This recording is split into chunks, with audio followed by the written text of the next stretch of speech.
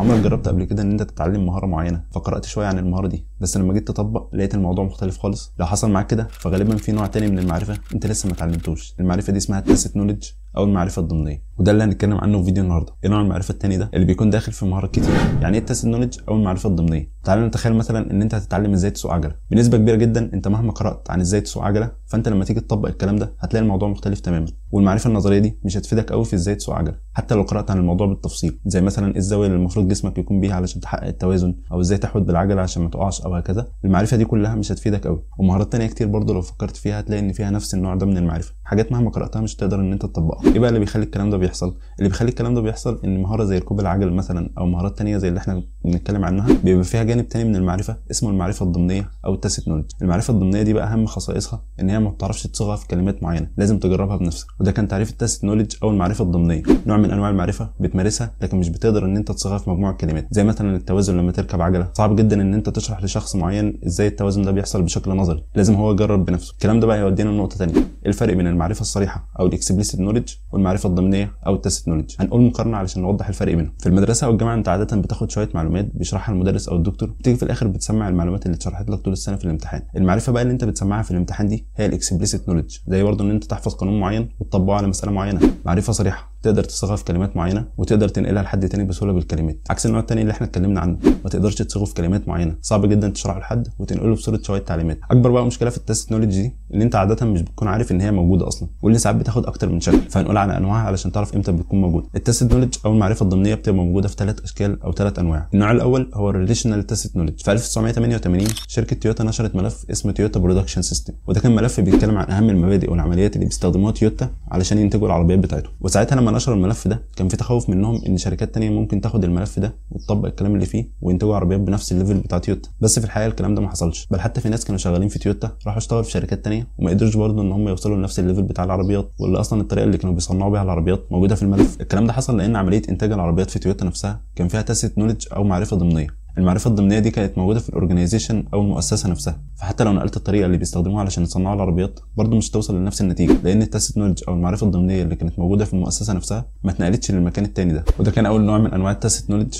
هو الريليشنال تاسيت نوليدج. النوع الثاني من انواع التاسيت نوليدج هو السوماتيك تاسيت نوليدج، ودي المهارات الجسديه زي مهاره سواقه العجل اللي قلنا عليها في الاول. النوع الثالث هو الكولكتيف تاسيت نوليدج. تخيل مثلا ان انت سافرت بلد ومحتاج ان انت تسوق فيها عربيه، لو انت اصلا في الطبيعه بتعرف تسوق بتواجه برضه مشاكل وانت بتسوق العربيه في البلد الجديده دي، وده بسبب برضه المعرفه الضمنيه. المعرفه الضمنيه دي بتبقى موجوده في شكل مثلا اشارات، زي مثلا لو حد بص لك بصه معينه فانت المفروض تعمل تصرف معين او هكذا. الحاجات دي بيكون صعب جدا ان حد يشرحها لك ومش بتفهمها غير لو جربت السواقه في المكان ده. هو ده بقى الكولكتيف تاسيت نوليدج، ان المجتمع نفسه بيكون فيه معرفه ضمنيه كده مش بتعرفها غير لو تعايشت مع المجتمع ده، صعب جدا ان انت تصيغها في شويه كلمات او ان انت تشرحها لحد تاني، لازم هو يجربها بنفسه. نيجي بقى للسؤال المهم، ازاي بقى نتعلم الحاجه اللي مش بتتصاغ في الكلمات دي؟ في مقال حلو جدا بيتكلم عن الموضوع ده، هسيب اللينك بتاعه في الديسكربشن، بيتكلم عن حاجه اسمها الار بي ام موديل، وده موديل بيستخدم علشان يعملوا منه برامج تدريبيه علشان ينقلوا خبره من شخص معين لشخص تاني اقل منه، او بمعنى تاني علشان يعلموا الناس دي التاسيت نوليدج. واحده من مشاكل التاسيت نوليدج اللي قلنا عليها في الاول ان اللي بيبقى عنده المعرفه دي مش بيكون عارف ان هي تاسيت نوليدج اصلا، فمش بيكون عنده طريقه ينقل بيها الخبره دي لشخص تاني. الار بي ام موديل ده بقى بيقدم تفسير مكون من كذا خطوه عن ازاي شخص عنده خبره في حاجه معينه بيقدر ان هو ياخد قرار فيها. التفسير ده بقى هيقول لنا ازاي ان احنا نقدر نتعلم التاسيت نوليدج دي، وكمان هيجاوب على السؤال بتاع ان ليه الشخص اللي عنده التاسيت نوليدج ده نفسه مش بيكون عارف ان هي تاسيت نوليدج وبيكون عنده صعوبه ان هو ينقل المعرفه دي لحد تاني. الخطوه الاولى،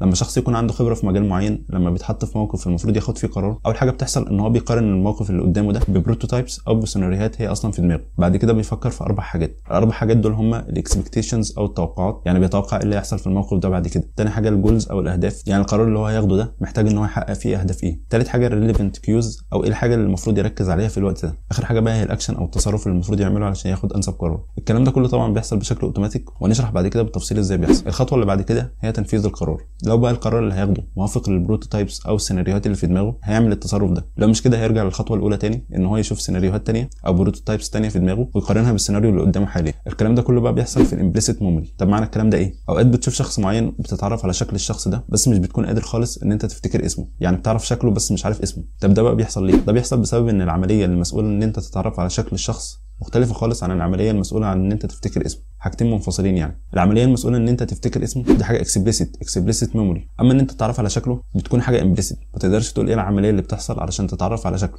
اما اسمه فانت يا اما حافظه يا اما مش حافظه، زي ما قلنا في الاول الفرق بين الاكسبليسيت نوليدج والامبليسيت نوليدج. نفس الكلام بقى بيحصل هنا برضه. لما بيكون شخص عنده خبره في حاجه معينه، الحاجات اللي بتحصل دي كلها بتكون حاجات امبليسيت، فهو مش بيكون عنده القدره ان هو يشرح ليه هو خد القرار ده. زي بالظبط ان انت لما بتشوف شخص معين انت عارف شكله، مش بتكون قادر ان انت تعرف ليه انت اتعرفت على شكله او ايه العمليه اللي حصلت علشان تتعرف على شكله. فعلشان كده لو سالت حد عنده خبره في حاجه معينه وخد تصرف معين قدامك، هتلاقي ممكن يجاوبك اجابات زي مثلا دي حاجه بالسنس او حاجه بالاحساس او هكذا، اجابات مش بتفسر ازاي فعلا هو خد القرار ده. التعبيرات دي كلها بتعبر عن عجز الشخص اللي خد القرار ده ان هو يشرح لك ايه العمليه فعلا اللي حصلت علشان يقدر ان هو ياخد القرار ده، لانه بيكون شيء ضمني او شيء امبليسيت صعب التعبير عنه. طب ازاي بقى الخبره دي بتتنقل لشخص تاني؟ لما بيعملوا البرامج التدريبيه اللي احنا قلنا عليها في الاول دي، في الاول خالص بيعملوا مقابله مع الشخص اللي عنده خبره في حاجه معينه دي، او اللي بيسموها الكوجنيتيف تاسك اناليسيس. كنا لسه بنقول من شويه ان الشخص اللي عنده خبره في حاجه معينه لما بيشوف موقف معين بيقارنه ببروتوتايبس او سيناريوهات هي موجوده في دماغه بالفعل، وبيبدا يفكر في 4 حاجات اللي هم الاكسبكتيشنز او التوقعات، الجولز او الاهداف اللي المفروض يحققها، الريليفنت كيوز او الحاجه اللي المفروض يركز عليها، الاكشن او التصرف اللي المفروض يعمله. في المقابله بقى اللي بيعملوها مع الشخص اللي عنده خبره في الحاجه دي، بيسالوه عن ال4 حاجات دول، يعني يسالوه كان متوقع ايه اللي يحصل، وايه الحاجه اللي هو ركز عليها، وايه الهدف اللي كان عايز يطلع بيه من الموقف ده، وايه كان انسب تصرف هو عمله. فلما بيعرفوا ال4 حاجات دول فكانهم بيكشفوا الامبليسيت نوليدج دي او المعرفه الضمنيه. البروتوتايبس او السيناريوهات اللي في دماغك كل ما كانت اكتر كل ما زود عندك التاسيت نوليدج دي، لان قلنا في الاول لما شخص عنده خبره في حاجه معينه بيجي ياخد قرار، اول حاجه بيعملها ان هو بيقارنها بموقف قبل كده هو عدى عليه. التعرض لمواقف جديده هو اللي بيزود عندك البروتوتايبس او السيناريوهات اللي في دماغك اصلا. يعني مثلا اللي كان كاتب المقال اللي احنا بنقول عليه في الاول كان بيتكلم على موقع في البرمجه بيجيب لك سيناريوهات ممكن تحصل معاك وانت بتعمل بروجرامنج لحاجه معينه، وبالتالي بيزود عندك البروتوتايبس او السيناريوهات اللي ممكن تقابلك بعد كده. كان في برضه قصه للممرضات، كانوا بيعرفوا الاطفال اللي بيجي لهم حمى بكتيريه قبل الممرضات التانيين وقبل حتى الدكاتره، والمعرفه دي برضه كانت معرفه ضمنيه، هما كان بس بيجي لهم احساس ان الطفل ده عنده عدوى بكتيريه، فعملوا معاهم سلسله من الانترفيوز اللي احنا قلنا عليها في الاول اللي هي كوجنيتيف تاسك اناليسيس. بعد ما عملوا الانترفيوز دي بدأوا يعلموها بعد كده للممرضات التانيين، وكان التعلم ده بيكون في شكل سيناريوهات، فلما كانوا بيحكوا لهم السيناريوهات دي كان بيزود عندهم البروتوتايبس او السيناريوهات اللي بعد كده هيقدروا يقارنوها بالسيناريو اللي هم عارفينه اصلا. كنا قلنا في الاول ان في نوعين من المعرفه، تاسيت نوليدج واكسبليسيت نوليدج، او معرفه ضمنيه ومعرفه صريحه. بس زي ما في نوعين من المعرفه في برضه نوعين من التركيز، ممكن تشوفهم في الفيديو ده.